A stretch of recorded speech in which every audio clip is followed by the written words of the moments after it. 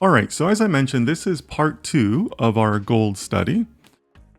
Part 1 was fantastic. I think we did a lot of advancement there, but there's still a lot more we can do, right? The win from last week, if you guys remember, was that we had so much back and forth conversation, right? We had different views, different takes on the data, on the trends, and I have to start off by emphasizing to all of you that that part is so important in really all of science work, but specifically in data science. It's so important to be able to, one, express yourself, express your view, and two, to be able to take in other people's view, right? You should have a view, you should have an opinion, a theory, a thesis, whatever you want to call it, but don't get married to it, right? Be willing to change it. And I think we had some of that in those conversations last week. The second thing that I think was also really important coming out of last week was people were generating ideas in the chat, right?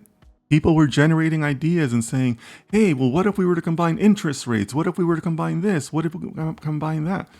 That's where data science project ideas are born, right? That's exactly how, when I mentioned to people, now and in previous content and chats, right? Questions usually lead to good hypotheses. And if you have a hypothesis, then you have a start to a project, right?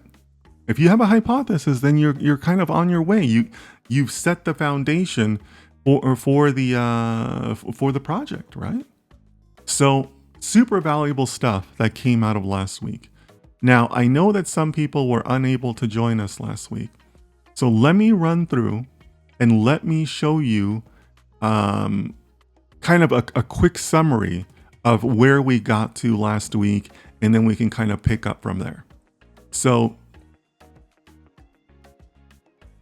I get just a little bit frustrated when people tell me that the data isn't out there or it's hard to find data, or because it really isn't, guys. It really isn't. So last week, I told you guys that I have an interest in gold, right? That's just my own personal interest. I'm interested in it as an investment, as an industry, the mining industry and things like that. So that's what I always say, right? Start with your interests. What interests you? What do you like? So for me, that's gold. So we can start there. And by the way, I do have to give my disclaimer again. I have worked in wealth management. I do have financial licenses. So I have worked as a financial advisor, but I am not your financial advisor. I'm just here giving my opinion, and that's it, right? I'm not trying to give any financial advice here. But we can start with Google. And we can just start with something something simple, right? So gold industry, what do we call it? Like a gold industry group, right? Or yeah, a gold industry group. Or a gold industry research group, let's call it. And there we go. Our very first couple of matches is somebody called the World Gold Council.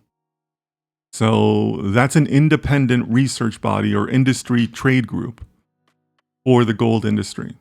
So that's where you want to start, right? You can start here. You can start by reading articles about the gold industry, whatever you'd like. But with a simple search, right? We now are going to this research database for the gold industry. I mean, this is exactly what we want, right? So we can look here, we can see the gold trends, ETFs, commentary on the gold markets, right? Tons of different topics, tons of different press releases. They take a global view, so there's opinions on India, opinions on China. Like this is gold. For the lack of a better word, this is a gold mine for you as a researcher, right? And all industries have trade groups like this, right? Like this is not rare to the gold industry. So I think we looked at here in the featured articles The monthly ETF, that's probably more from an investment side. The gold market commentary, that's probably a little bit more like an opinion-based view, opinion-based research, which can be valuable, but we want to keep things a little bit more quantitative, right? And the one that really caught our eye last time, if you guys remember, was the gold demand trends, right? Because that sounds valuable, right? That sounds like the right track, right? So we start with some commentary. We see over here that there's an executive summary. There's the report itself. I point out the executive summaries because sometimes those are very valuable just to give you an idea of if that's the research you want to do. Sometimes they mention methodology in there, which is also very important. You should understand the methodology that they're using. And you kind of just go from there, right? Here we can see that they're breaking out the report into jewelry, investment, central banks, the technology behind it, the supply, and then wait a minute, chart gallery. That sounds like something we should be interested in too, right? So again, guys, this isn't difficult, right? We're 3 minutes into our search, and we found some really valuable data if you're a gold researcher, right? But again, pick your own interest. Pick your own interest, find a trade group, find whatever, and you're going to find stuff that's similar to this, right? All industries do something similar to this.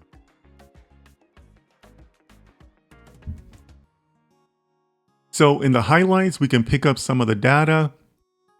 More importantly, we can see that this is obviously very quantitative based because they're mentioning quantitative values, they're mentioning trends, they're mentioning that they give outlooks, and then we start seeing some of these charts, right? Some of these charts are exactly kind of what we ended up working with last time, right? And this stuff can be very valuable as far as examining the charts is what's going to help lead you to ideas, questions, hypotheses.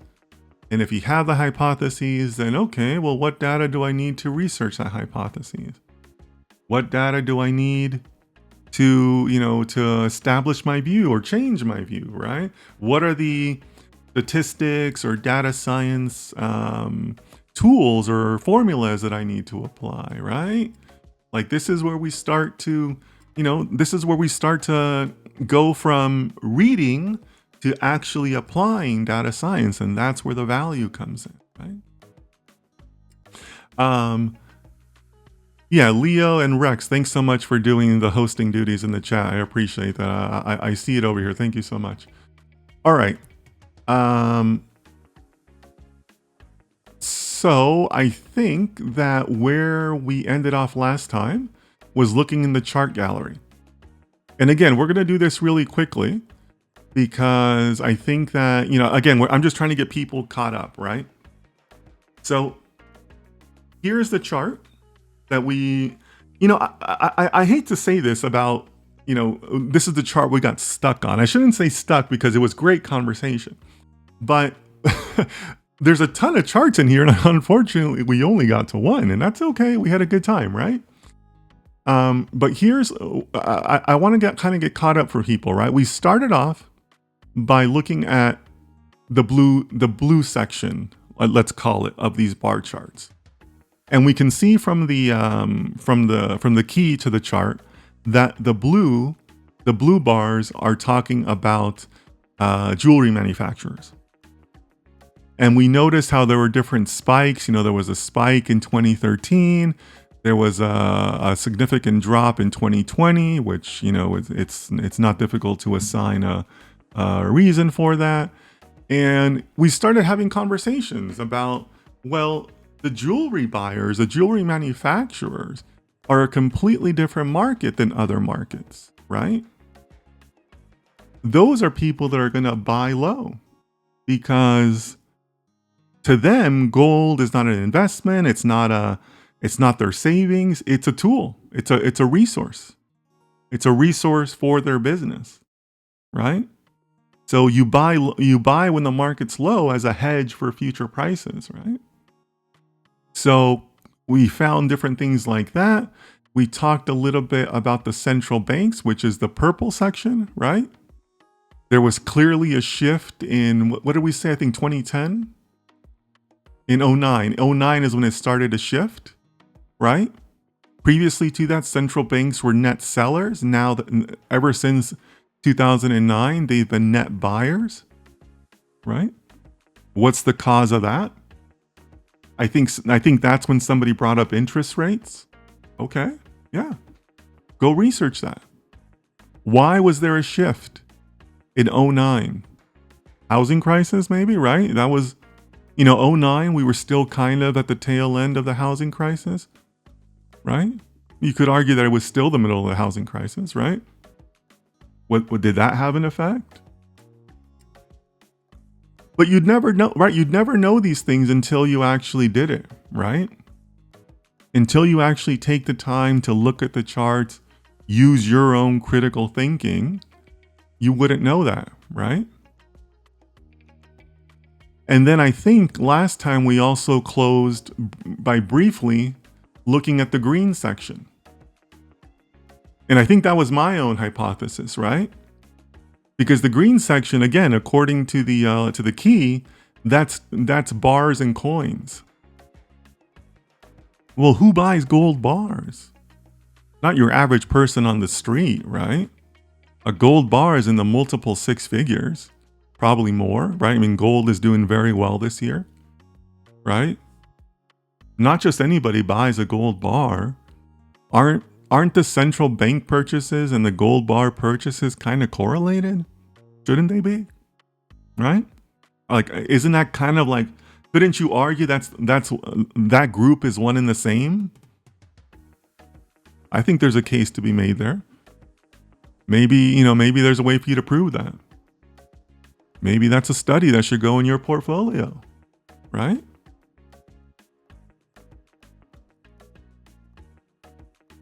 I mean, think about that. How powerful is that for you to walk into your next interview and say, hey, I'd like to share with you a study that I did on gold. I went out and I found this data. I follow the industry group, and they put out a quarterly report, and I found a correlation between central banks and interest rates. I did my own research. Here's the methodology I followed. Here's the article I wrote, and I'd like to submit that article to you as my writing sample. As a hiring manager, you're telling me you're ready to go on day one, right? That's super powerful. Super powerful. And so these are the types of things that I'm really encouraging you guys to do, because I think it's super powerful for you to be able to demonstrate your skills, not talk about your skills, but demonstrate your skills. And also, more importantly, all of you know that I'm not here to help people pass interviews. I'm here to help you guys be data professionals. So this is not just preparing you for an interview. This is preparing you for the actual work of being a data scientist, because this is what we do, right? This could be somebody's sales data for 6 different products that they offer. And you show up on day one and they say, okay, here's our data. What can you tell us? Like that's day one for a data scientist, right? Your boss is going to introduce you to the team. It's going to introduce you to the company and say, hey, by the way, if you have any data science ideas, make sure you contact Dennis and he'll try to help you. And next thing you know, you're going to have 6 meetings on your calendar of people wanting to talk to you about their data. What are you going to do then? You got to be prepared for that, right? This is how you prepare for that. Right? I mean, you guys with me on that? So I think that wraps up like the summary to where we got to last week. And I want to do some new stuff, but let me know in the chat if you have any questions, or if I lost anybody there, or you want me to review anything. This is a good time for questions. So start filling up my chat with questions. Otherwise, I'm going to move on to some of the other charts, because there's so many great charts in here. But let me know in the chat, okay?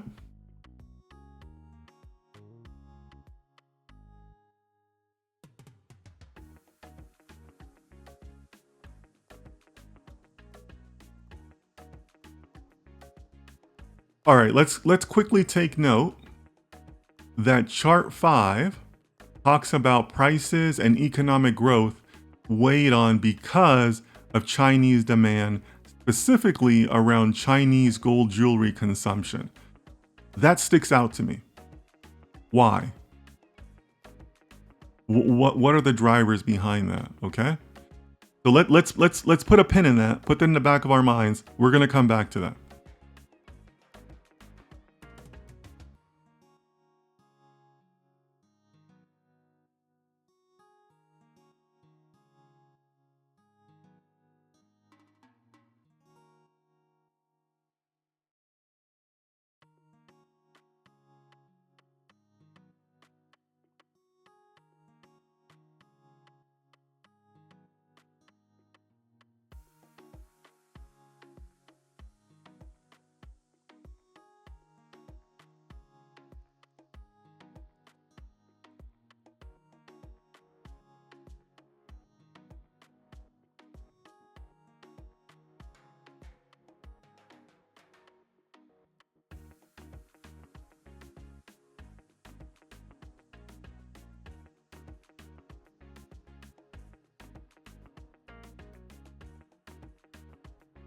All right.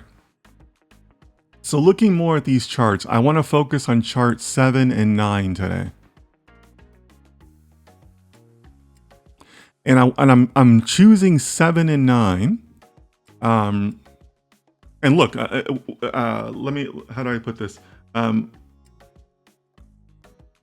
There are going to be times where you have to apply your own domain knowledge to say, hey, what's the next thing I want to look at, right? Where do I, as an individual, want to take my research, right?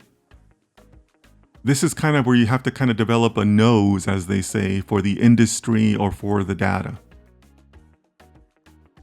So this is me saying, well, wait a minute. We did a lot of work last week around the types of markets for gold, right? The jewelry manufacturers, the central banks, the investors.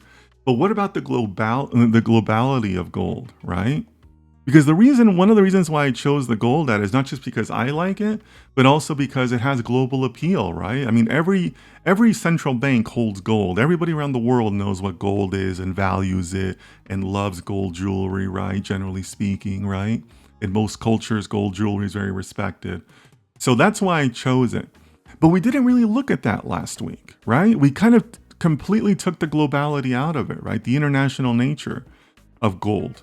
So that's why charts 7 and 9 are sticking out at me, because they have some global data, right? So now we can take a look at this, which is a very similar chart to what we saw before. Maybe not as deep, right? Because this only goes back to 2018. So definitely not as deep data as we would have seen in the other ones, right? But let's go ahead and start with North America. So North America here is the blue bars here. And once again, we see a spike. We see a spike in Q2 of 2020, right? And it's been a little bit dodgy since then, right? I mean, the trend, there really is no discernible trend, maybe a net downward trend since 2020. Prior to that, it was kind of the same, right? A little bit dodgy. So what do you guys think? Give me some feedback. Give me your assessment of the of the North American market. Now, keep in mind here, one of the things we do have to point out, this isn't physical gold. This is ETFs. So ETFs are a stock for a commodity that, well, it's an investment in a commodity that trades just like a stock. Right?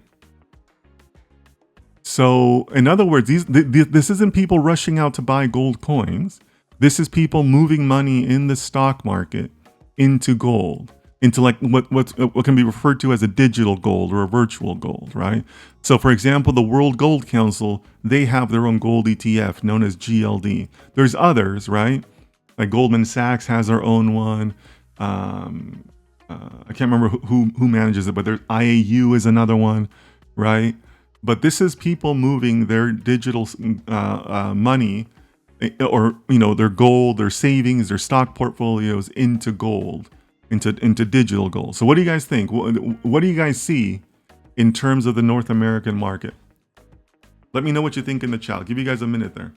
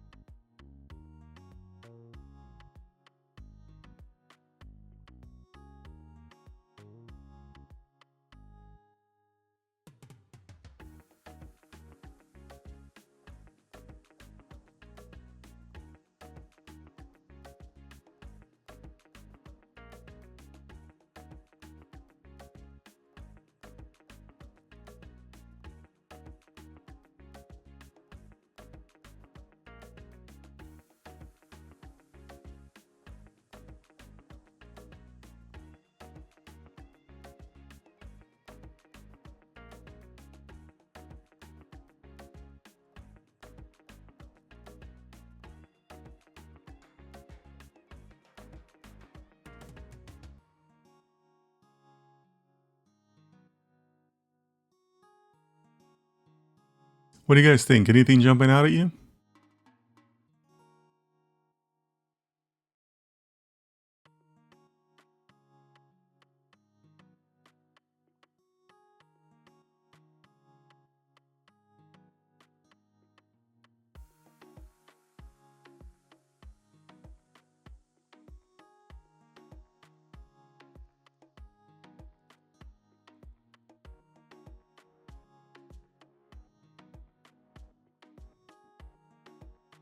Satyam, welcome. No need to worry about being late. It's okay. So Satyam, right now the question in front of the chat is, do you see any trends or anything that's jumping out at you based on the data we're seeing for North America?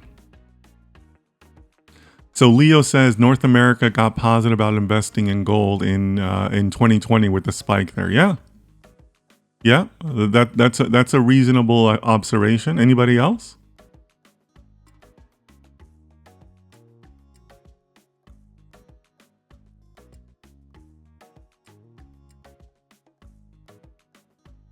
Fatima says maybe turn to gold as a safe haven asset during times of economic instability. Yep, that's a reasonable observation.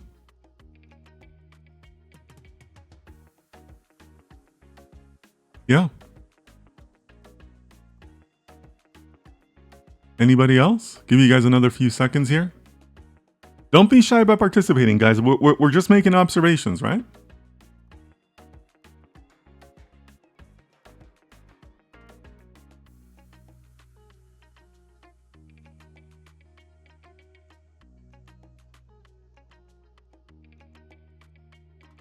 Last call, guys.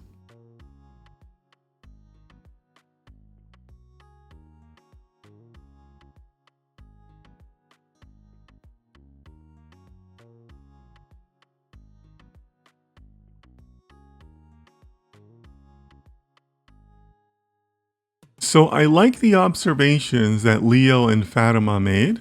Yassine says, I think that people are going back to safe assets as the pandemic impacted economic status. Okay. Yep. Yeah, so I'm on board with those observations, right? I think they're all reasonable, right? Fatima says lower rates reduce the opportunity cost of holding gold, which doesn't yield interest, making it more attractive to investors. Lower rates reduce the opportunity cost of holding gold, which doesn't yield interest, making it more attractive to investors. We'd have to show that there were lower rates at that time, though, right? I'm not sure if that was the case or not. We'd have to go back and look at that. But look, I think everybody's made reasonable observations, right? But let me have you guys think about this, right? Because I think this is also super important in your research. And I was taught this when I took a writing course many, many years ago. I was in high school. When I was in high school, during my last 2 years in high school, I also took classes at a local community college to help my advancement. And I took a writing course. And I remember it was a fantastic writing course. I should have thought it was terrible because it was on a Saturday. It was like from 9 a.m. to 12 p.m. It was like 3 hours on my Saturday morning, and I'm like 16 years old with a bunch of older people in this class, right? But I loved it. It was a great class. The teacher was great. And it was a class on persuasive writing. And it talked about how any good writer always sees the counterpoints to their points, right? And I think that applies to research and it applies to data science, right? So I'm on board with 2020 and this spike, right? But what about here? What about here? What about here? There were spikes then too, right? What about this? Why was there a spike in 2022? And then generally speaking, the stock market and gold has done very, very well since the pandemic, right? I mean, if you look at the stocks and the gold growth since 2020, since the pandemic, it's been like a rocket, right? It's been incredible. So why would there have been this spike in 2022?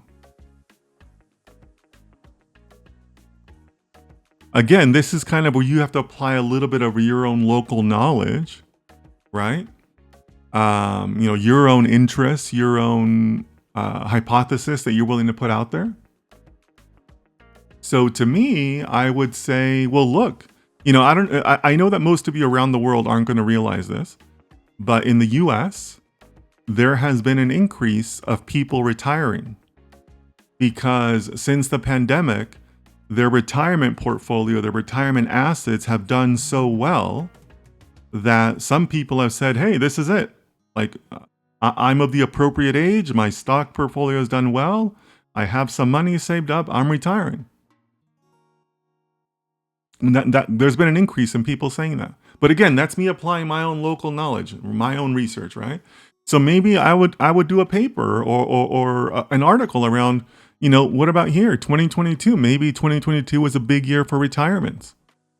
And people wanted to move some of their money into gold, right? So as Fatima says, maybe turn to gold as a safe haven asset during times of economic instability. Well, yeah, but couldn't they also move it during times of retirement? Maybe, right? I'm retired. I want things to be a little bit more stable in my portfolio, right? Because now I have to live off this money. Maybe more people got into gold to kind of, flatten out their portfolio and retire. Right? Maybe that explains that spike. And I would say that maybe some of these, the negative spikes like these, have been caused by people saying, okay, well, the pandemic is over. I'm going to go back to stocks. And if you would have bought Nvidia back then, right, you'd be doing really well right now, right? Or something like that. So, maybe there's a little bit of an ebb and flow here to economic times or to retirement times. Right? Because I think you could write a paper on that, right? Why did this spike happen? And can you tie it back to retirements? That's your hypothesis, right? That the gold market in 2022 was supported by an increase in retirements. That doesn't sound like a bad hypothesis to me. Now go and prove it, right? So yeah, I think we're making very reasonable statements, but you gotta have an explanation for these spikes. Because what about this one here? That's Q3 of 2019. That's like what, at least 4 months before the pandemic, right? Why did that one happen? So you have to be prepared with those counterpoints if you want to make the same points that we just made in the chat, right? Like you'd have to be prepared for that. All right, so let's look at Asia because, you know, there's a lot of mentions of China in this report, right? So let me put Asia over here so you can see the previous items earlier. Yassine says, I think what can help in coming up with hypothesis is delving deeper into the data, like look at buyers by new categories, like by region and by age. Ah, okay. Okay, cool. I'm on board with that. We might just get to that. That's part of what I want to do. But let's look at another region, right? Let's look at Asia. What do you guys see for Asia?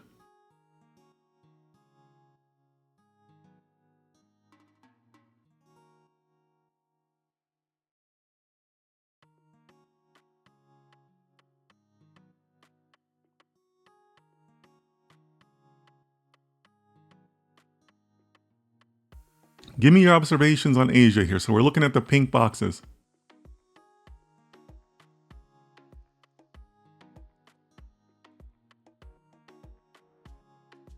What do you guys think?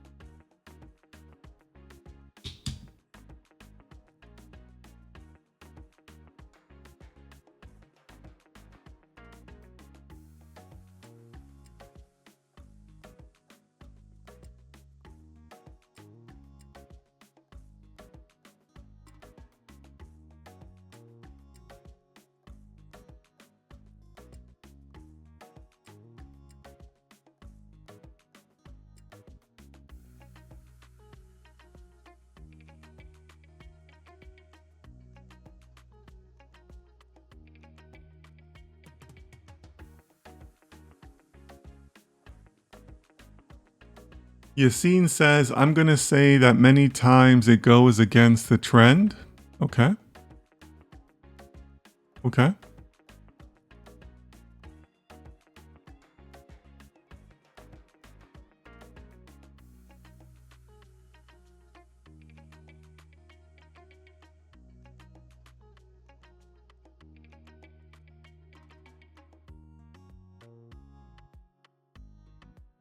Anybody else?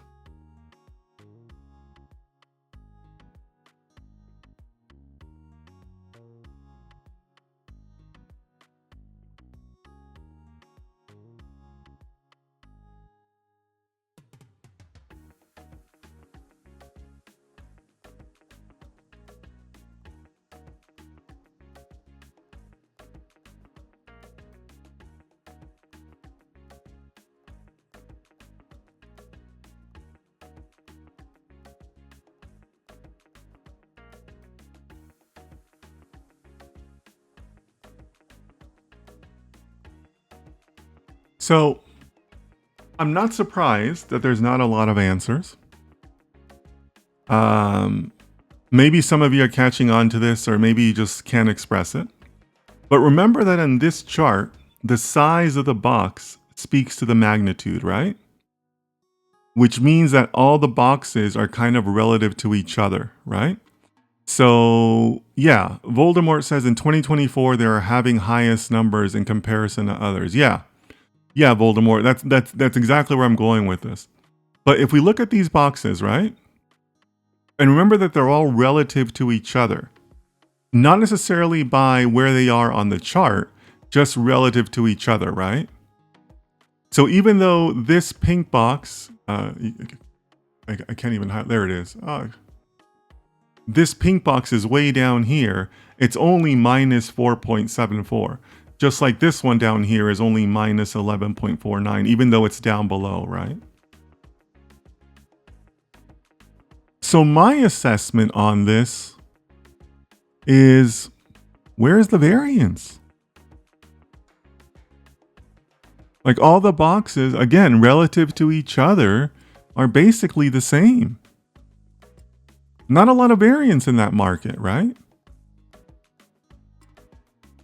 Now, Voldemort's right, 2024, right? For some reason in Q2 2024, there was a spike. But generally speaking, looking at everything else, where's the variance?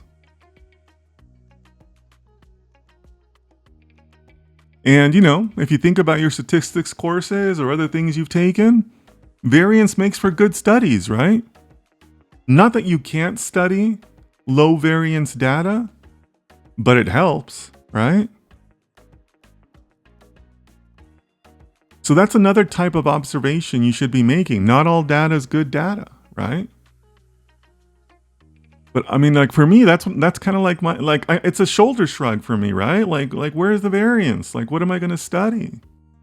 Like, look at these three right here. I mean, they're basically identical. The three values in like 2019, right? Like where's the variance? Like, what does ANOVA stand for? ANOVA stands for analysis of variance. Well, are you going to analyze anything if there's no variance? Maybe, maybe not, right? You could do a meta study. Like, why is there no variance? Is it a data issue? It could be, right? Like you'd have to take like a step back, right? Like, to me, like that would be my first question. Voldemort's observation is correct, but like, is that just better data? Maybe, right? That's possible in some markets that you're just not getting quality data out of that market. Or, they're kind of lumping Asia into one region here. Well, there's a lot of countries in Asia, right? Maybe you went from 5 countries reporting to 12 countries reporting.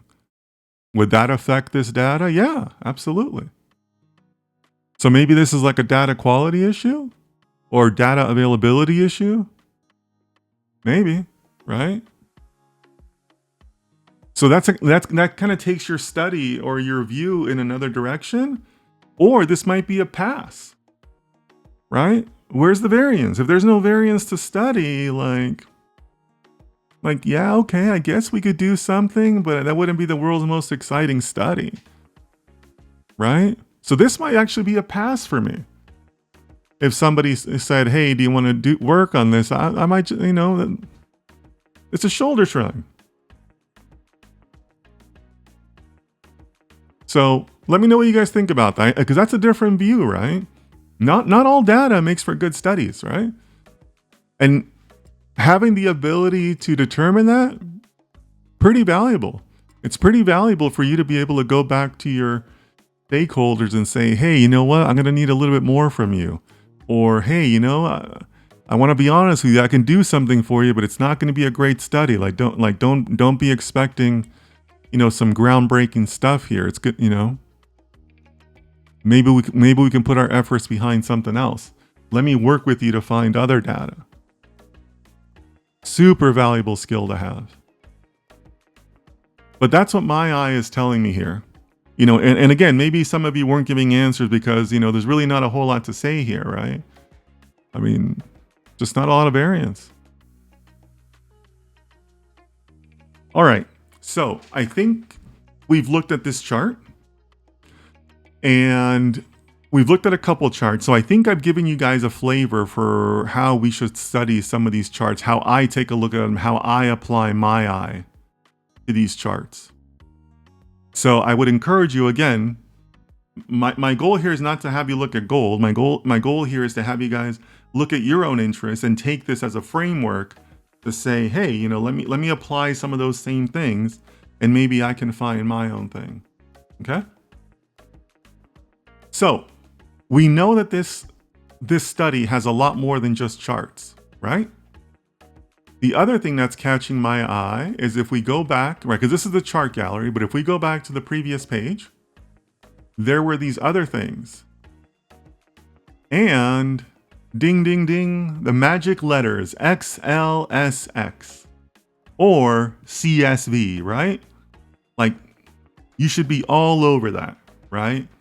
When you see those letters, your mouth should start salivating, right? Because this is what I tell you guys, that a lot of these reports make their raw data available. That is super valuable to all of you, right? Or in some cases, as I mentioned, if it's a government-funded study, they're required to put their data out there because the people own the data, right? This is not a publicly funded study, right? This is the World Gold Council is a private industry trade group, right? But they make their raw data available, right? We're data scientists. That's really valuable to us, right? So let's look. Let's take a look. I'm excited. You should always be excited when you see raw data, right? All right, so I happen to have already downloaded this. So let me bring that up. And for those of you guys that aren't familiar with it, we're actually going to be opening this up on my Mac. I don't have Excel on my Mac. I have what is this called? Numbers or pages? I don't even know what it's called. Numbers. It's called Numbers. But this is our data.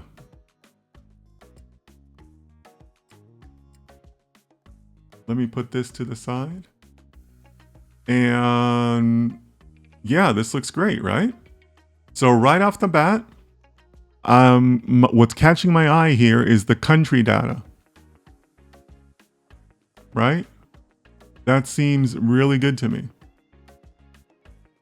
And I say that because I think it was Yassine or Leo that had brought up looking at countries, right? Yeah, I think that's on the right track. We should be looking at that, right? So we're going to take a quick look. It looks like it's going to give us different worksheets.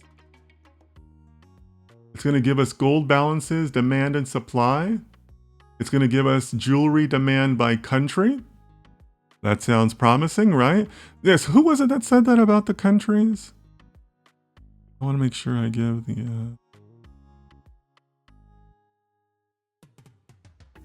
Okay, Yassine mentioned by buyers by region and age. Yeah, okay, so it was Yassine. Yeah, so I think Yassine's on the right track there, right? And hey, this sounds like the right track.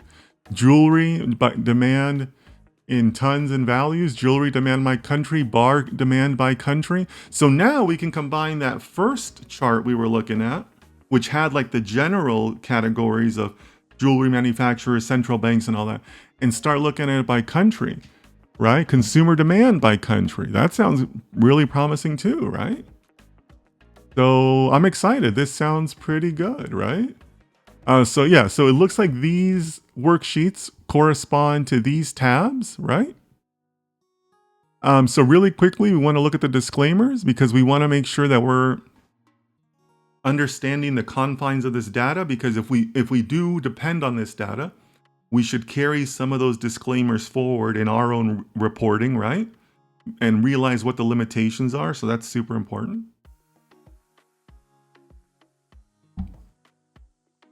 And then we want to take a look at the executive summary. But a lot of these executive summary items we kind of got already from the charts, right? We already got like a sense for the data, right? Developing that sense, that initial nose for the data. Really important. A snapshot is going to tell us that what are we looking at here? Okay, it's telling us by the individual groups that we had earlier. So again, central banks, jewelry, so on. Leo says, don't we have that already by region? What are we looking for by doing that? No, Leo, we don't. We have it by region, but not by country, right? And I think that was the spirit of Yassine's statement, that we also want to break it down by country. And also, we haven't looked at consumer data, right? We've looked at either metadata or jewelry manufacturers and central banks. But we haven't looked at the consumer level, right? So Leo, you're bringing up a good point here. When you're doing these studies and when you're doing this type of analysis, it's very important that you keep clear on the different segments that you're looking at, right? Data is all about segmentation, right? So you got to make sure you keep it in your mind to always say, okay, well, wait a minute, hold on. What segment did I look at?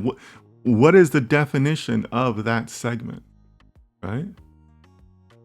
And that kind of comes back to the previous one where we talked briefly about the bars. Well, okay, I understand that they broke bars out of a segment, but who's the buyer for that? Like, who is the bars segment for? Not for your average person on the street, right? So keeping that segmentation, super interesting, right? Super important. Like, remember earlier I pointed out, hey, this chart title about China is catching my eye. Okay, great, but we haven't looked at China. We looked at Asia, right? Asia is not China. Asia is much more than that, right?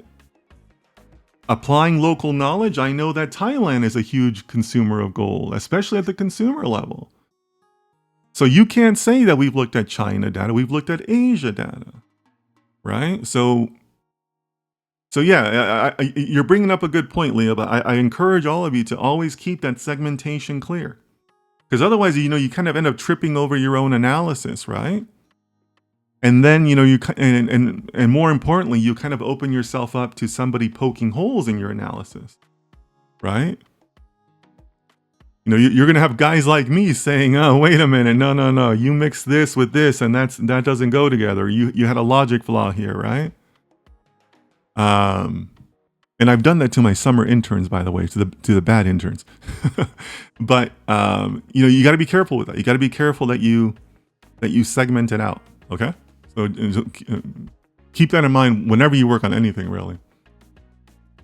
Okay, so now we're looking at gold balances, and this is the demand side, right? The supply and demand side for different types of gold. So for jewelry inventory, for technology uses, for coins, for bars, right? Okay, so again, to Leo's point here, we didn't look at coins. We looked at bars and coins. But now here we can have a breakout for the coins. We can have a breakout specially for the bars, right?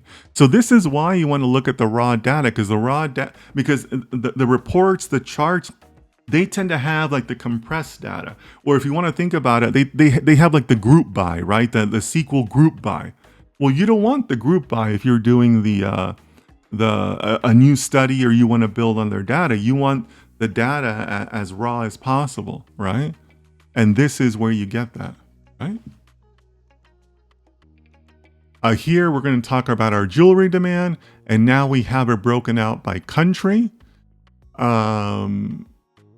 So we have the Middle Eastern countries, China and its territories, rest of Asia. So I mentioned Thailand. I'm not surprised to see Thailand here. I know we have some viewers from Pakistan, so we have Pakistan in here. I'm assuming India. Yep, India is here. So this is all valuable stuff, guys. Valuable stuff. And also on the consumer side, right? We've talked a lot about central banks and all that, but we haven't talked about consumer. What can consumer tell us? That's interesting too, I think, right? So this is all great, right? All right. So what's next, guys? We have raw data. Give me a 1 if you want to go into modeling. You want to create a model right now. Or give me a 2 if you want to do some exploratory data analysis. What's next in our process? Give me a 1 or a 2. Give me a 1 for modeling, a 2 for exploratory data analysis.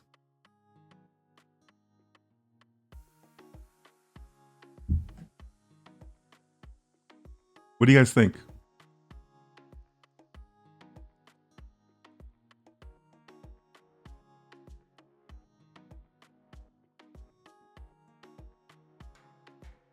All right, we're getting some votes coming in already.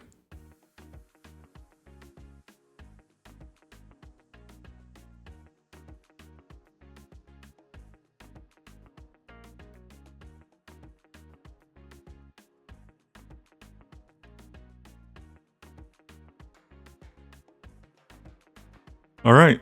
All right, good. Good. Lots of votes. Lots of votes. Last call for votes.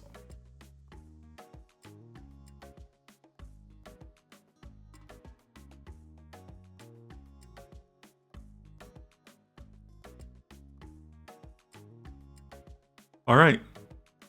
Yeah, wonderful guys. Wonderful. If anybody was going to vote one, I was going to fire them by the way. Always, always, always your second step is exploratory data analysis. Always, okay? Lots of teams go wrong right here. But we have the raw data. Let's go for it. No, you don't know anything about the data yet, right? You haven't done your EDA phase yet. So you really don't know a thing about it. Right? So super important to follow the methodology here. All right? So that's what we're going to do next. We're going to close this out because I want to use this exact same file. And we are going to say hello once again to our brand new employee, ChatGPT, right? Because we are data scientists, but we know that we want to be prepared for the future. And being prepared for the future is using AI, right? So yes, of course, we could write code for EDA and all that stuff. But that's not the future, right? That's dinosaur land.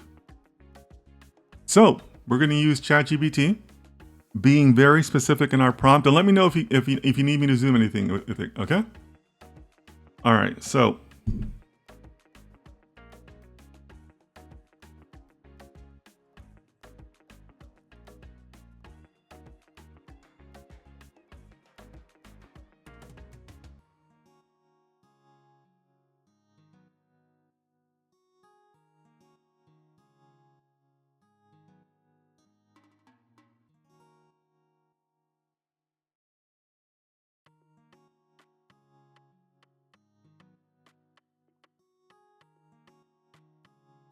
I'm going to take that exact same data set and I'm going to attach it to our prompt here. And now we wait. Aditya says 90% of the part is understanding the data. No, 90% of the part is obtaining the data to begin with. Oh yeah, getting data within the organization is not always easy. All right, so our good employee ChatGPT is smart enough to know there's multiple sheets, and I'm gonna go ahead and say that I wanted to do EDA on the consumer side, on the consumer part, consumer sheet, and let's start with India. Let's see where India ends up on the sheet. Okay.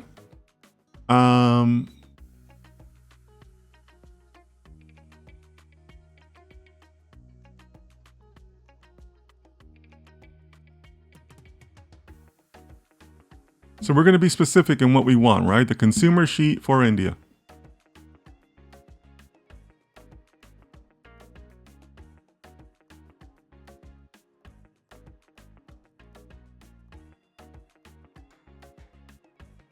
It's telling us what it wants to do, and it's going to go ahead and do it.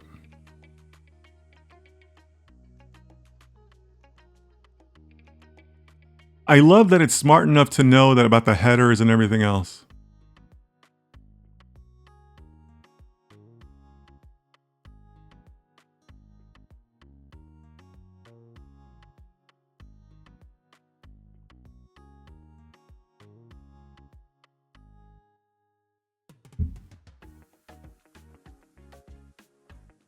All right, it's running into a couple of errors and it's fixing itself, which is obviously wonderful.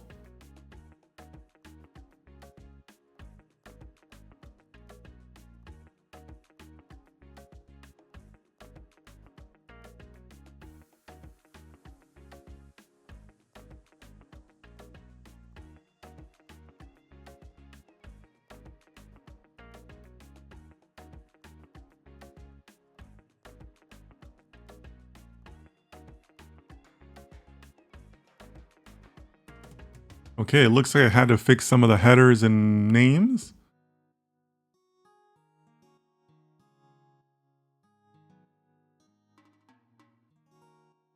Trend analysis, summary statistics. That sounds great, right? That's exactly what we'd be doing in EDA.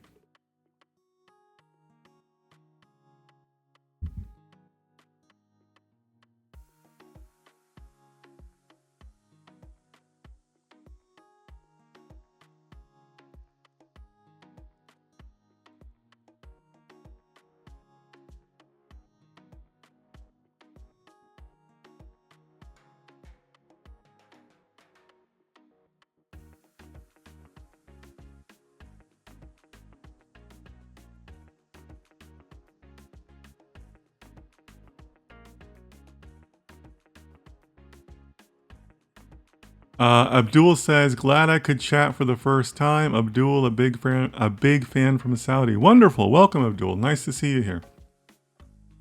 You picked a right stream to come and join. I love doing these instructional streams, especially during the week.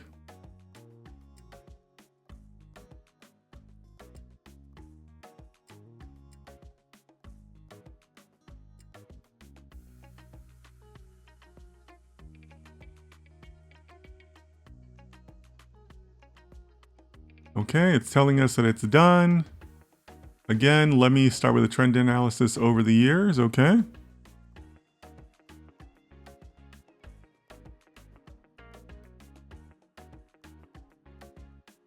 Show yearly demands, trends, and charts. Analyze quarterly demand changes for India. Let's ask for a chart. Let's ask for a visualization.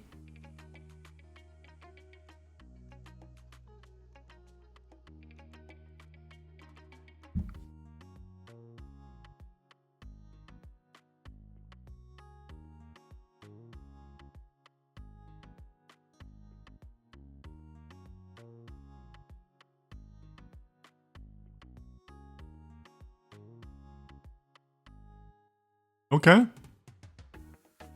What do you guys think? Give me your analysis here.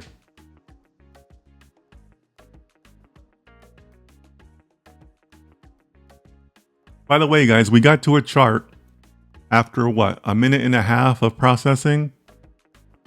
That's pretty cool. If that doesn't excite you, I don't know what will.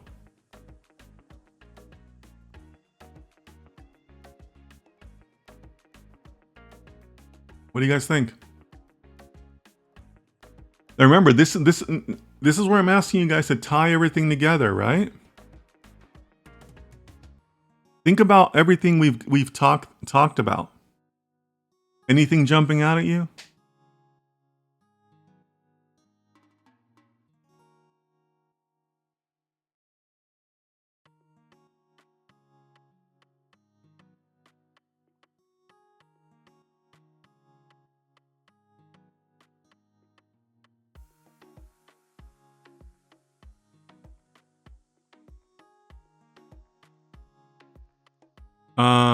In 2016, there was demonetization, so that's why. Okay. All right, cool. I like that local knowledge about 2016. Okay. Thank you for that. Lack of purchasing power during the pandemic.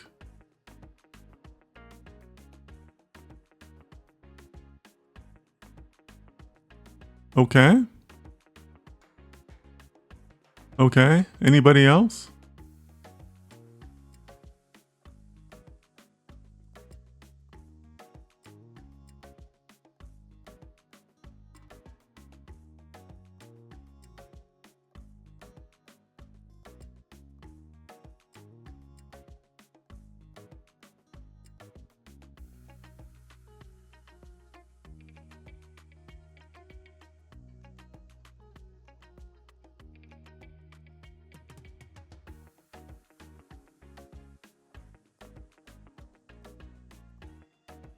Earlier we talked about gold being a safe asset, right? Yeah, Aditya, I love that observation also. I love that the macro observation you're making. Look at the overall demand, guys. I mean, this is 2010. that this goes back to. The overall demand is like terrible, right? Like an obvious downward trend for the last 14 years. So yeah, Aditya, I love that observation. Yassine says the demand was already decreasing, but after the great fall in 2020, it started going up. Something happened there. Okay, so let's talk about that, because earlier I think it was Fatima that mentioned about people wanting to go into safe assets, right? Which was a valid observation on other charts. Did people run to gold or run away from gold in 2020? Right? I mean, to me, parts of this chart kind of go against what we've seen on other charts, right? Kinda?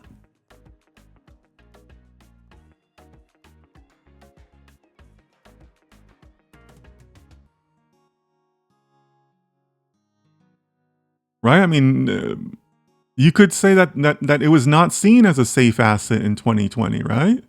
People ran away from gold in 2020. Maybe they went to cash, right? Or I don't know what other popular investment products there are in India, but where did all this money go? People ran away from gold, not towards it, right? They didn't see it as a safe asset. So that kind of goes against some of our earlier observations, right? Why? Like, I'd want to know that, right? Like, there's a study to be done there.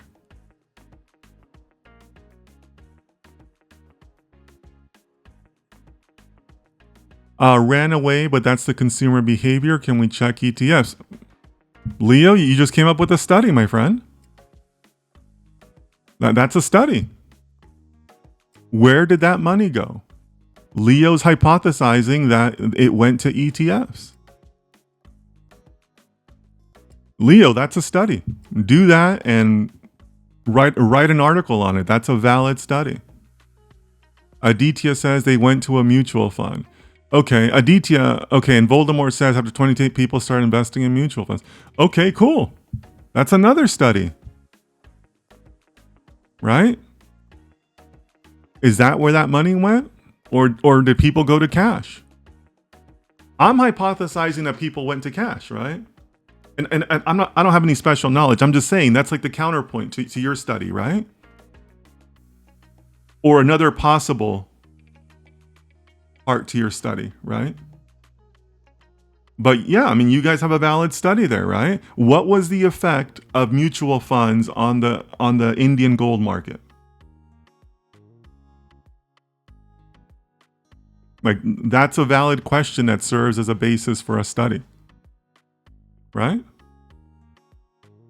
Abdul says, I agree, it should be the opposite, high demand, not the other way.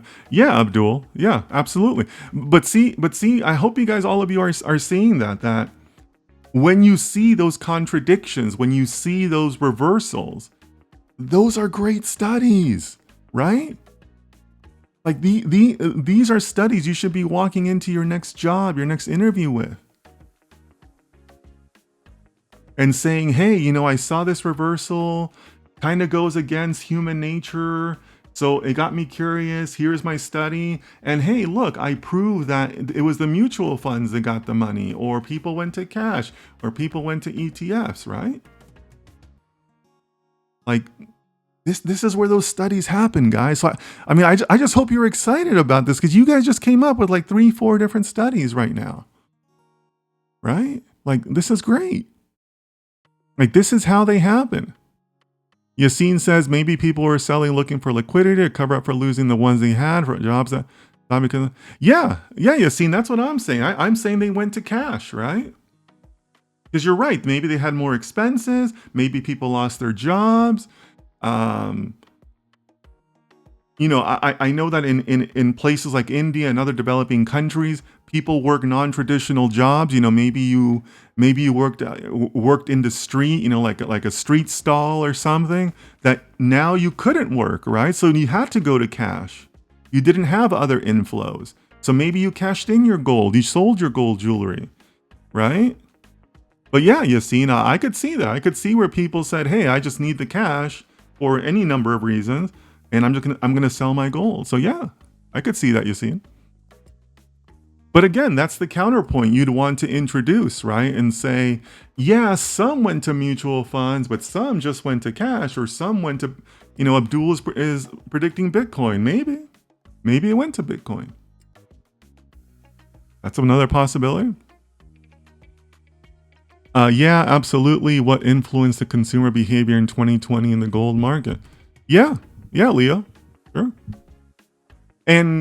But I think another, correlated to that, Leo, is this is just India. What happened in other countries? Or maybe you could segment it out. Here's what happened in developing countries, but here's what happened in first world countries or second world countries, right?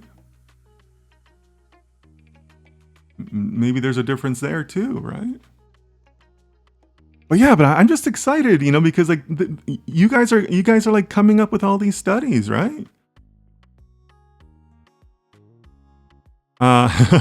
In my city, people still want to buy gold for the future, especially in my house. Hey, listen, if you had bought gold even just a year ago, you'd be doing very, very well right now. I mean, have you guys seen the charts for gold?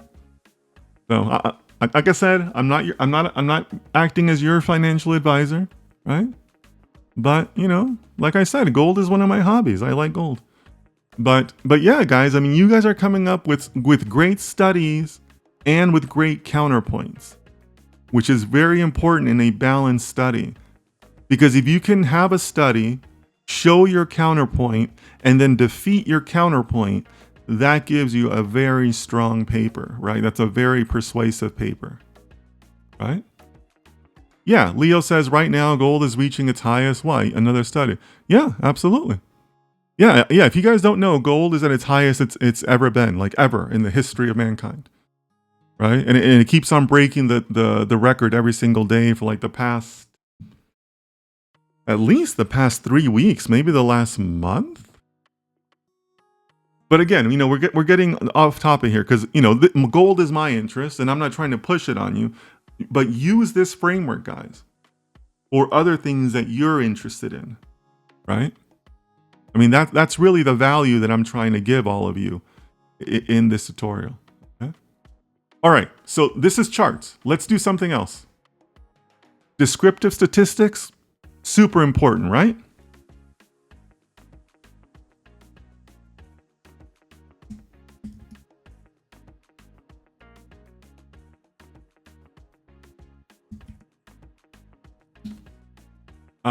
Leo says could be wars, recession. Yeah, absolutely. So that's where you'd have to start bringing in other data, Leo, right? Like interest rates, recessions, consumer outlook, right? You'd have to start looking at those correlations and relationships. All right.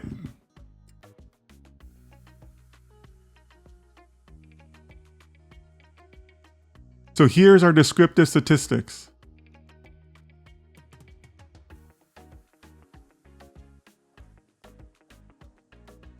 What do you guys think? Anything jumping out at anybody?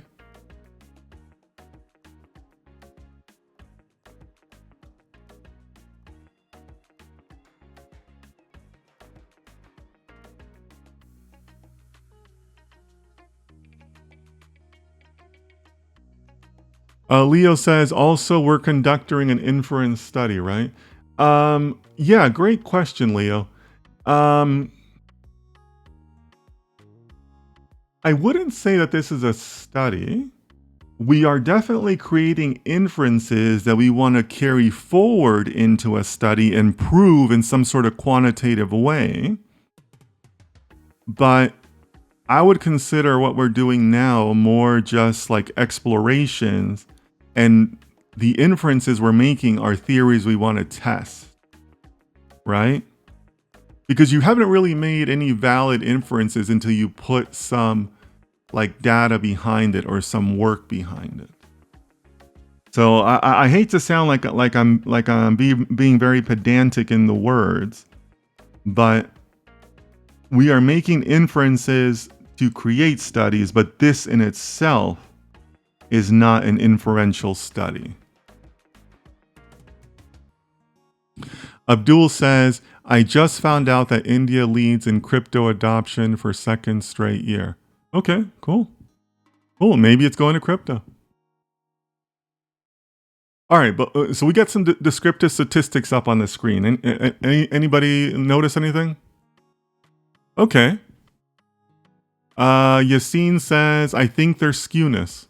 Okay, Yassine. So, Yassine, I'm going to put you to task a little bit. What makes you say that? I'd love to hear your analysis for that.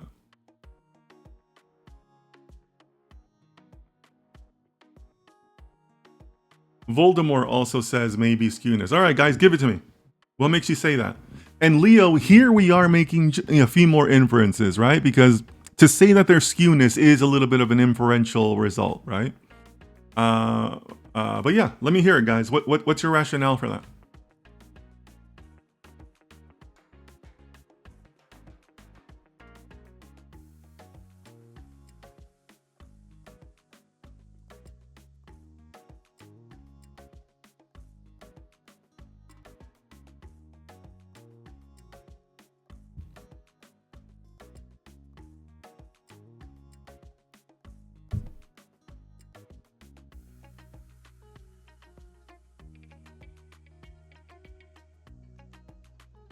And if anybody else wants to give other observations, you're welcome to.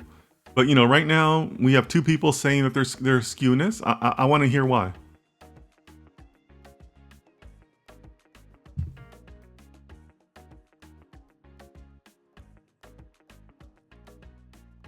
Okay. Voldemort says median is less than the mean. Yassine says a 25th percentile is very close to the average.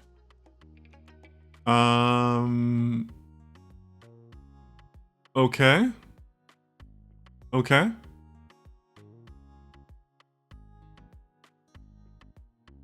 Anybody else? Anybody? You don't have to make observations on the skewness. You can make any observation you want.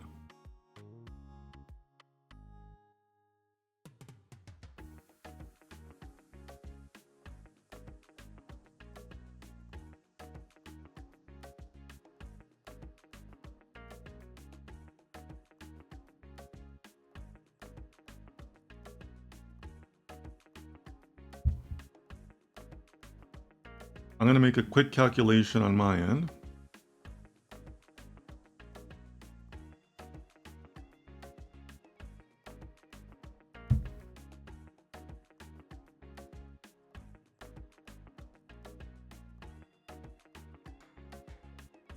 All right, anybody else with any observations?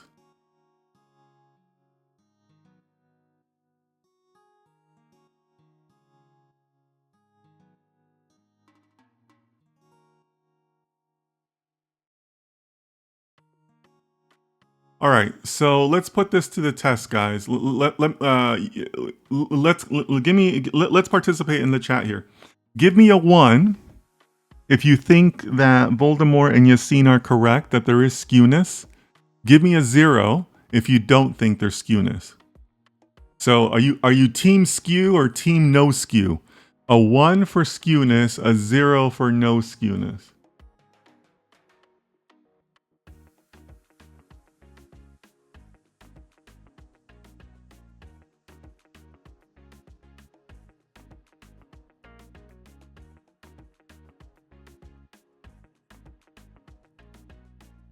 All right, so Steel AWSM, welcome. I think it's your first time.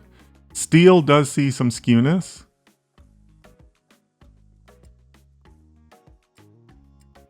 Anybody else? Give me some votes here. 1 if you agree with the skewness, 0 if you don't.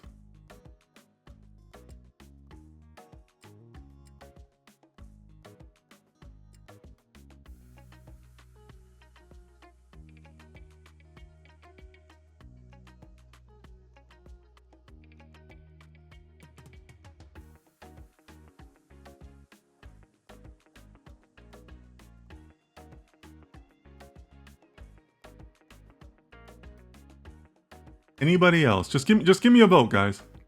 0 if you don't see the skewness, and 1 if you do.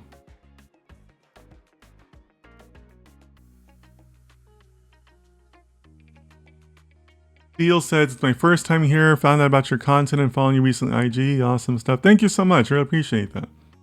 Thank you. All right, Manoj sees the skewness. Sam also sees it.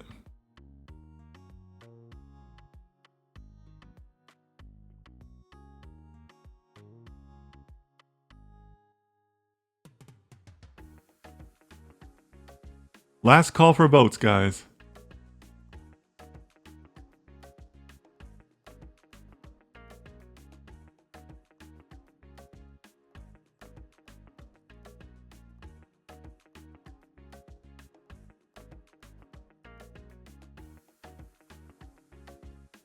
All right, Aditya sees it.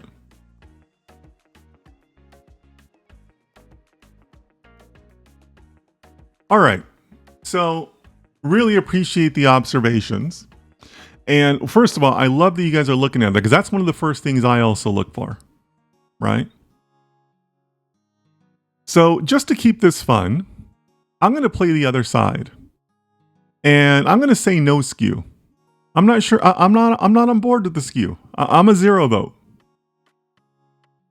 But I love that you guys, put out your opinion and you put the rationale. And me asking you to ask for your rationale, that's pretty standard, right? Guys like me, the chief data scientist, is going to come to you and say, okay, why? Tell me why, right? And then I'm going to give you my rationale too, right? So who was it? Okay, so Voldemort is on the right track by looking at the median versus the mean. I always do that too, right? Your eye should immediately be drawn to the median and mean, right? Like if you've taken some sort of statistics, you understand why, right? So I love Voldemort's rationale there. But my question is that enough of a difference? 785, right? Which for those of you who can't see, I'm drawing it right here, right? I'm drawing the 785 from the 800. Is that enough of a difference to create a skew? I'm not feeling that. I'm not on board with that. And by the way, when I say this, when I challenge you, all of you like this, I'm open to being wrong, right? I'm open to being wrong. A good data scientist is always open to new views. I'm just sharing my rationale, right? But I'm not feeling that. You're talking a difference of 15. I'm not feeling that also because I'm looking at the range, right? 446 to 1001. What is that? A range of 550? So what's that proportion? 15 over 550? That's not a big proportion, right? What is that? 3% deviation? Not feeling that. So that gives me team no skew, right? Here's another one that is telling me that there's probably not a skew. I don't know if you guys know this, but there's an old trick, and I don't read about this online very often, so I think I'm giving you guys valuable advice here. Write this down. An old professor gave me this advice, and this little thing has saved me plenty of times. Okay, did you know that there is a shortcut for finding a standard deviation? Anybody tell you that? You're not going to read about this. You write this down. There is a shortcut for finding standard deviation. It's your range divided by 4. Your min and your max, right? Your max minus your min divided by 4 is a shortcut to find standard deviation. I think it assumes that the data is evenly distributed, right? Or normally distributed. But that's a shortcut to finding standard deviation, right? So that's the calculation I did right now when I told you guys I was doing a calculation. So 550 divided by 4 is 137, which is pretty darn close to the standard deviation that these descriptive statistics are giving us. So that's my second rationale for why I don't think this is skewed. To me, that feels close enough to be normally distributed. But I'm telling you guys, you're not going to read that anywhere else. Write that down. Your range divided by 4 is a shortcut to finding standard deviation. And it's pretty darn close in this situation. Again, that's a variance of like, what, 7 or 8. It's close enough, right? For this range.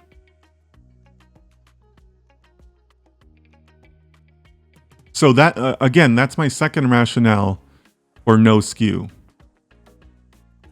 Now, the problem to everything I just said is the observation by Yassine, because he's right? The 25th percentile is pretty close to the mean. So that definitely smells of skewness. So that is a pretty good counterpoint to what I'm saying, right? That does indeed indicate skewness. So yeah, I mean that is something that kind of holds me back, and that's why I'm open to being wrong. But I have two pieces of rationale for why I don't think this is skewed.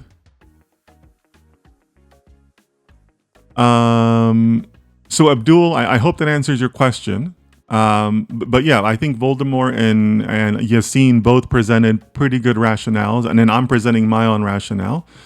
Steele says, I would say depends on the amount of data. The bigger the data, the less likely this can be detected, comparing mean and median. Yeah, that's 100% right. The number of data points here is going to affect that. You're absolutely right. And I think we're dealing with what, 14? So yeah, maybe that's not enough. Yeah, Steele is making another good argument. So let's find out, right? I'm pretty sure we can ask it to chart this, right?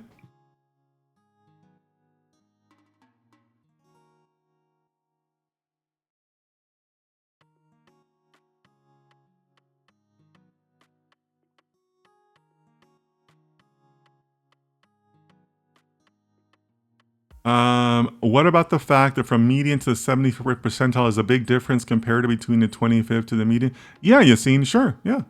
I mean, I agree. Like I said, I'm open to being wrong. In many ways, I'm just playing counterpoint here, right? But I'm just giving my rationale, right? And, maybe your rationale is correct. We're about to find out. A data scientist is always open to being wrong. So let's see what it gives us.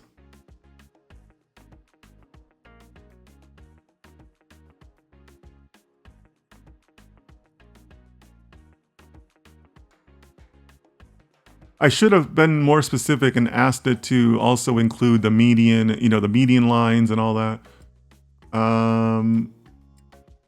Okay, it did show it. Okay.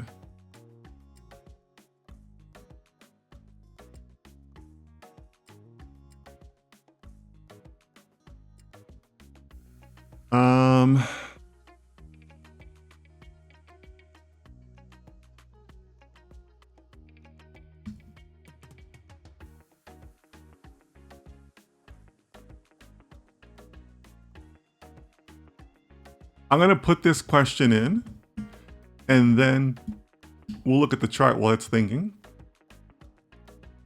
So to Steele's point, this is probably not enough data to really show, a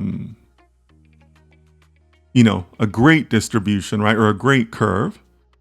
But obviously we have a fat tail over here, right? And we have a weird gap here. But what do you guys think of this?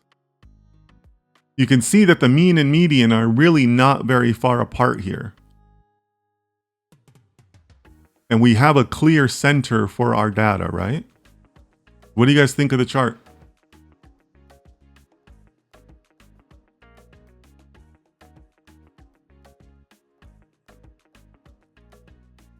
So let's talk this chart out before we see what ChatGPT tells us about skewness. Looks like I can do this. Okay. What do you guys think? I think the 2020 data point might be an outlier and could have skewed the data. Yeah, sure. Yeah, and this is 2020, I assume. Oh, there it is. Yeah, so the mean is lower than the median, which often indicates left skewness. The minimum value is much further from the median, suggesting a left skew. Overall, it seems the distribution is left skewed. Okay.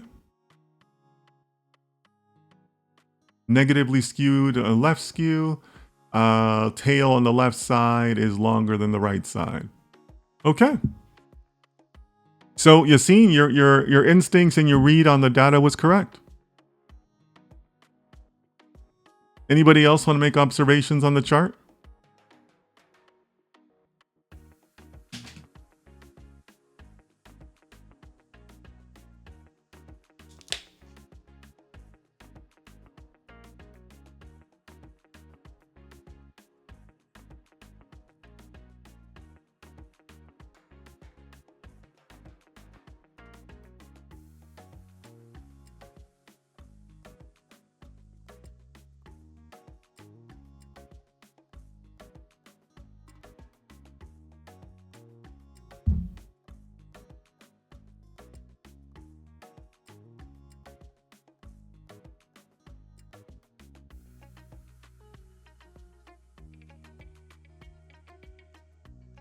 Does anybody want to take a guess on what this tells us when we go to prepare our data?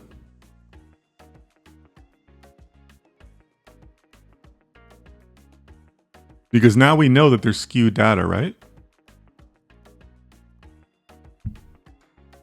Do we want to handle that in some way when we go into a more formal data preparation phase?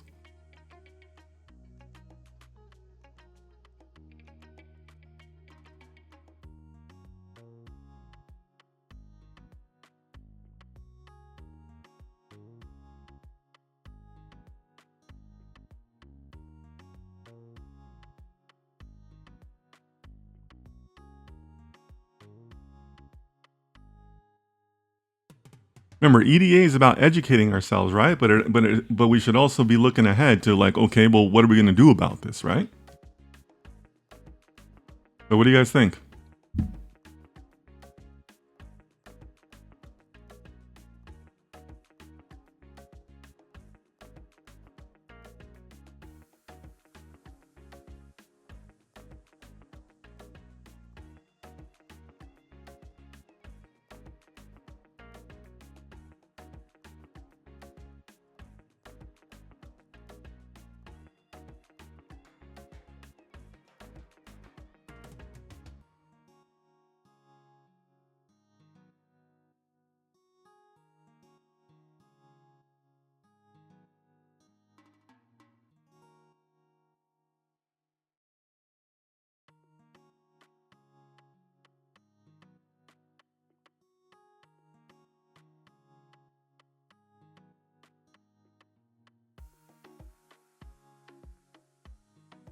Nobody?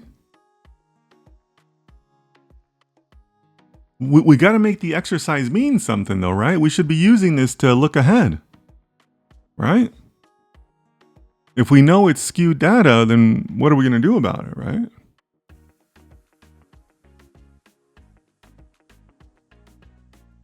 Do we log transform it? Maybe.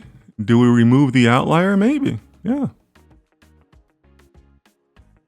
Yeah, I think Voldemort, you're on the right track there, right? You have to account for that outlier in some way, right?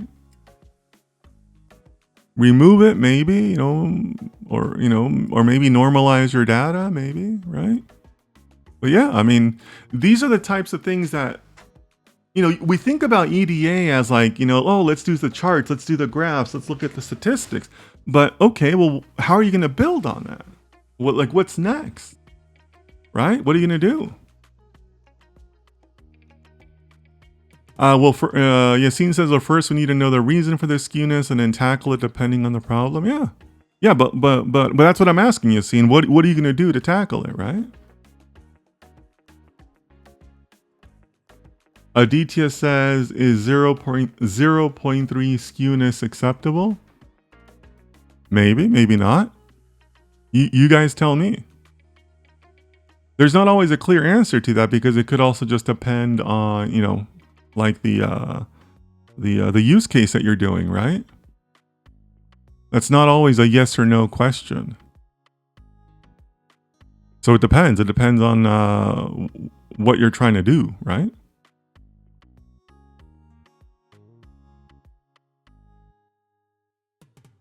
But this is much short data and it is not good, so we may standardize. Okay.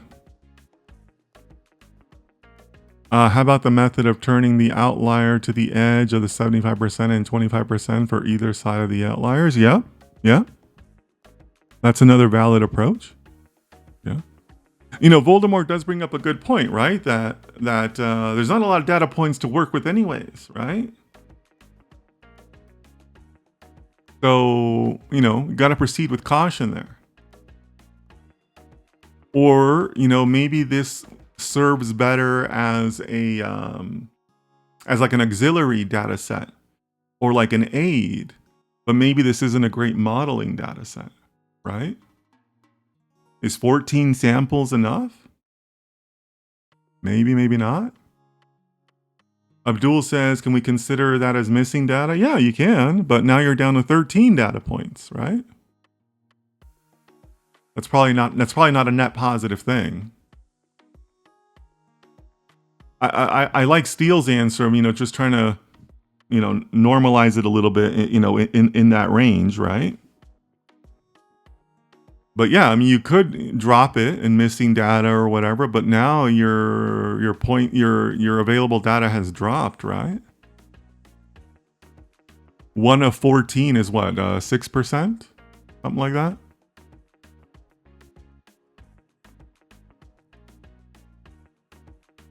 Aditya says, let's remove the 2020 data point and recalculate the statistics.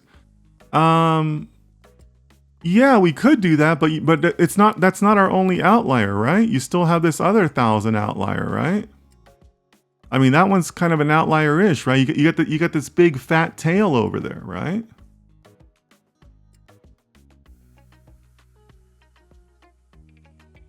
So like what then, right?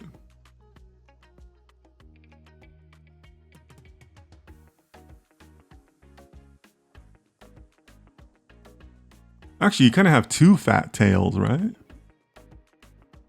In a way.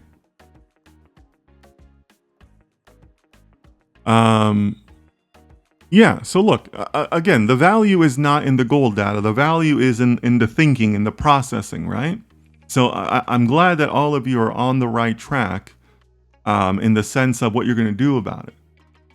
But I do want to encourage all of you to keep that in mind, that the EDA has to mean something.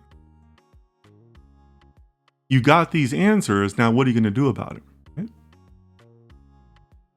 So you guys are on the right track there. Steele says, wouldn't removing the outlier on tiny amounts of data actually make the data lose its meaning? Yeah, absolutely. I agree with that. I think there's a significant risk in doing that. Sure. It's not a lot of data points, right? And it may not be enough data points where you would have to say, okay, you know what? This is a nice data set to look at. Maybe we can use it to, you know, feed other stuff, but there's not a lot to look at here.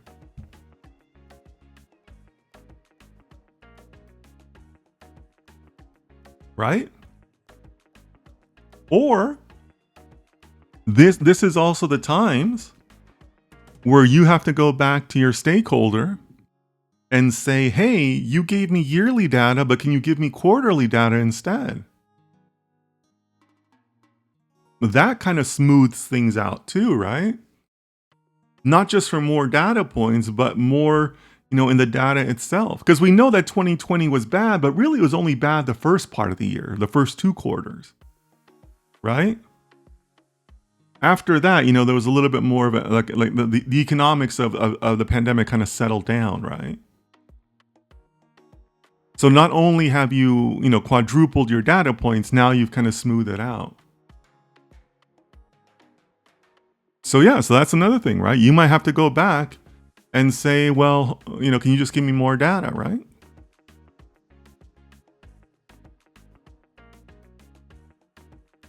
So again, the purpose here is not to teach us gold data. The purpose is to teach you the framework, right? Steele says, yeah, requesting quarterly data would be nice. Yeah, I mean, sometimes you have to do that, right? I mean, that is a really valuable skill for you as a data scientist, to know that there's just not enough there. There's not enough there. So why are you investing the time? Why are you keeping your juniors late to work on, to kind of shave the same piece of wood, right? Don't do that. Go back to your stakeholders and get more data. Find another way, right? Find the way around. Clarify and ask, right? Well, why didn't you give me quarterly data? Maybe they don't collect it on a quarterly basis. Or maybe the DBA was just too lazy to pull it, right? So yeah, these are the times, or maybe this data might be too summarized. You need it a little bit more. Maybe they have monthly data. How great would monthly data be in this scenario, right? Now you've really smoothed things out that way. Excuse me. So think about that, guys, right? Because again, the whole purpose is not for us to refine this particular chart. The purpose is to give you that framework for you guys to think about and carry forward into your own work. Okay?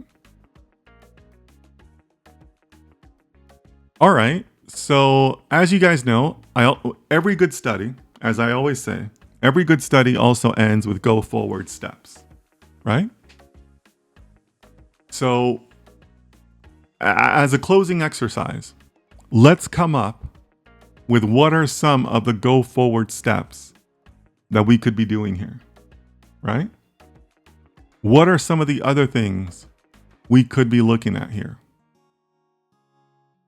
So to me, something that pops to my mind, to bring it back to the segmentation, we've only looked at consumers.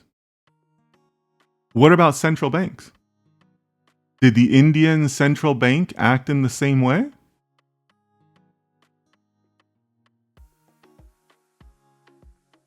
What about other countries in the region?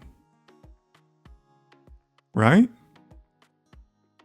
Central banks keep an eye on each other, right?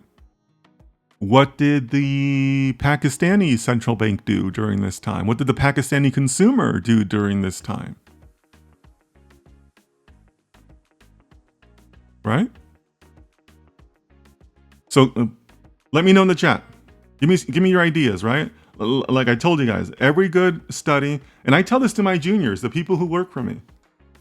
I tell them, if we're going to give a presentation, we're always going to walk in there and say, hey, this is where we're at, but if you give me more time, this is where I can get you to, right?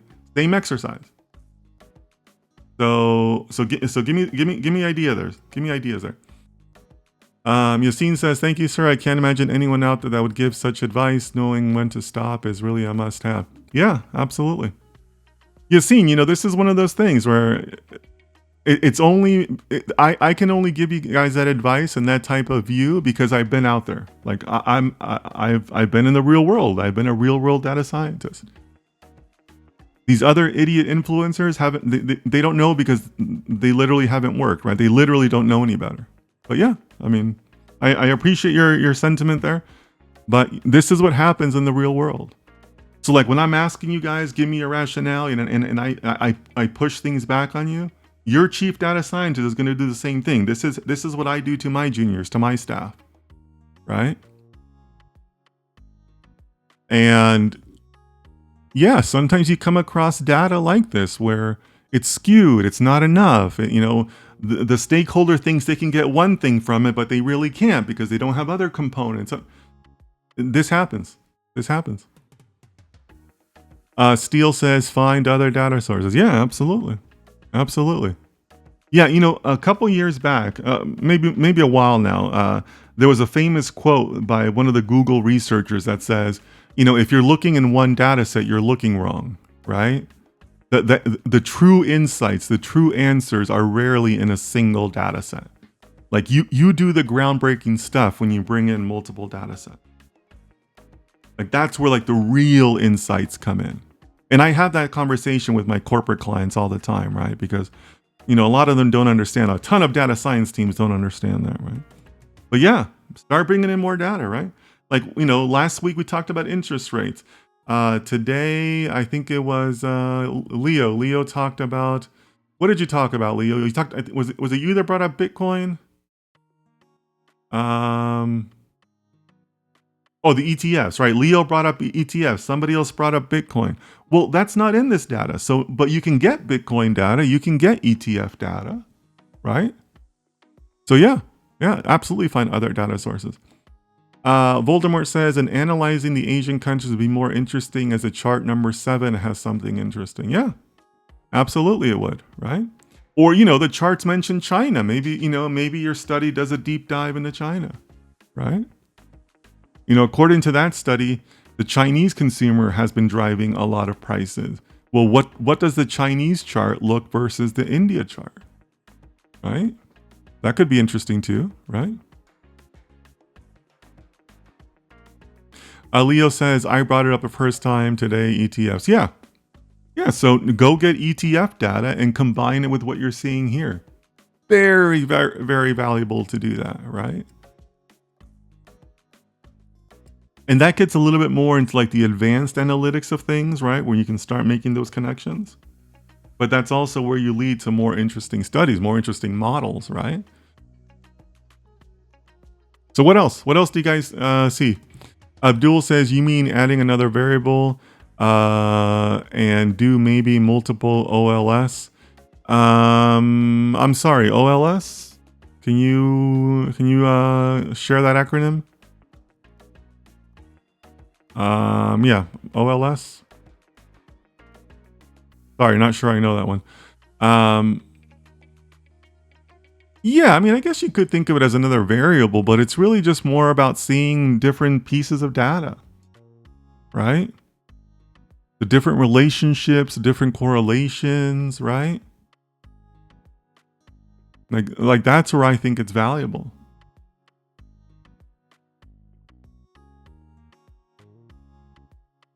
Rex says OLS, ordinary least squares. Yeah, maybe that's what he means, but we'll let Abdul answer there. Yeah, we'll see what Abdul answers. But yeah, I mean, again, I really hope that you guys are it's coming across about the entire framework that you should be doing, the mindset that we should be bringing this.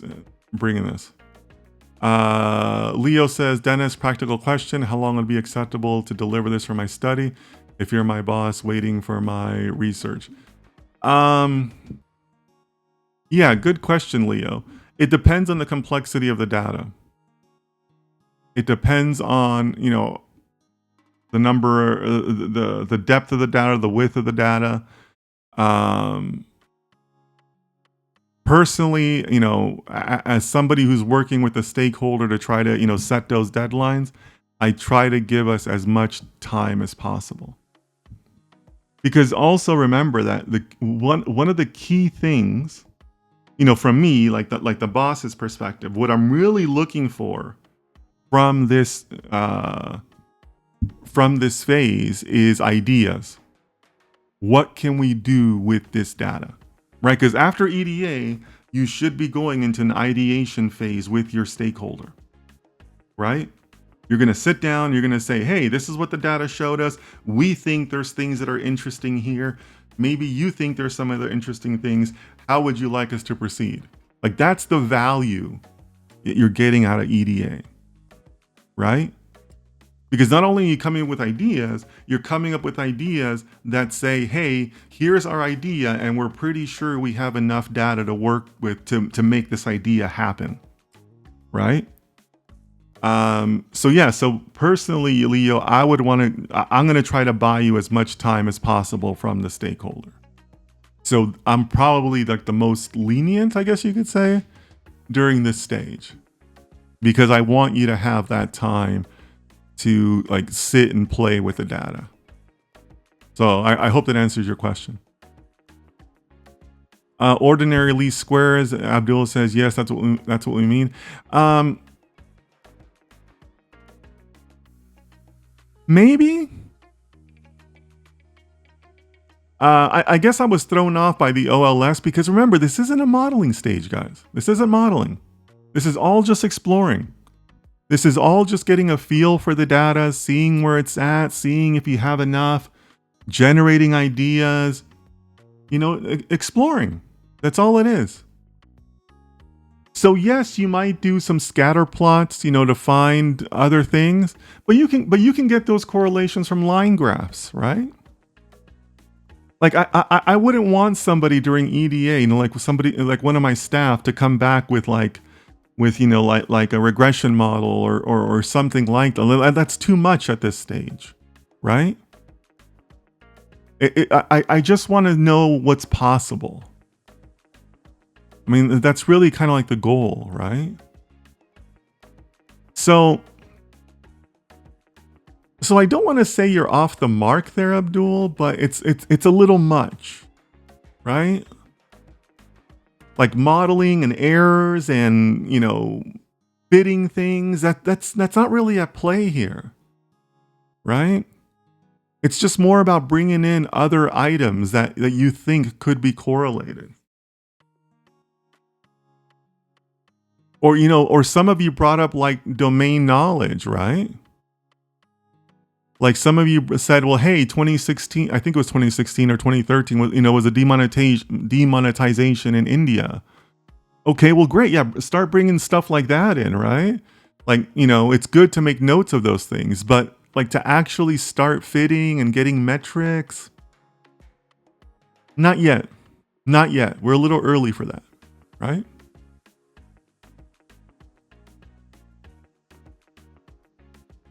Yassine says maybe we can look at monthly data and see what months contributed the most unusual spikes. Yeah, absolutely, Yassine.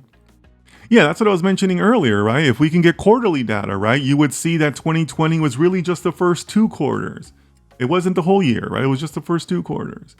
And more specifically, was really like what, like March, April, May that were bad, right? So that's actually the end of Q1, right? So yeah, that would definitely smooth things out. So you're on the right track there, right? But again, you'd never know until you ask for more data. And sometimes maybe there isn't that data, right? Like I said, maybe the data doesn't exist, or maybe the DBA just got lazy and didn't pull it for you. You got to ask. These are those conversations you got to have with your stakeholders, right? So Steele says, how about we get the whole South Asian market data like Voldemort says? Maybe there could be a consistent behavior in the region or not. Yeah, sure. You could do the region. You could do like, country by country matchups. You could do a lot of things, right? Like for me, like I would want to compare to Thailand because I know that gold is popular for consumers in India, but I know it's also popular in Thailand. So how do those 2 consumer bases line up, right? So, a mini hypothesis would be that give me a second. So you could say that a mini hypothesis would be that your Thailand chart is going to look similar to this, right? Like, why wouldn't it? Let's find out, right? You can prove that. And if there is a difference, and say, okay, well, what's different about, the Thai consumer versus the Indian consumer? Right? Like, yeah, that's interesting to do that, to look at those correlations. So I'm glad, I like where you're going with that, right? Because this is all of you and your minds working of where you can go next. But again, the purpose is not the gold market here. The purpose is take this framework and carry it forward into your own work, right? I'm trying to kind of keep us reined in here, right? So that we don't get too crazy with the gold data. The purpose is to, look at the greater framework, right? The meta view, as I like to say. Casual Economist says, OLS, we use that in econometrics. That's the only thing I understand today. What? That's not true. That's not true. You're a smart guy. You're smart. You know what we're talking about today. And plus, gold is universal, right? That's why I chose it. Everybody has some association or some feelings about gold, right? Like everybody does. So I mean, you understood today. You're playing possum over there. But good to see you there, Casual Economist. All right, guys. So any other closing thoughts before we close off here? But I think this has been a really great session. Again, I really hope that you're able to carry this forward into your own work. And also you can understand some of my rationale as far as the process. And when I ask all of you questions, when I give you pushback on some of these items. But I think it's been a great session.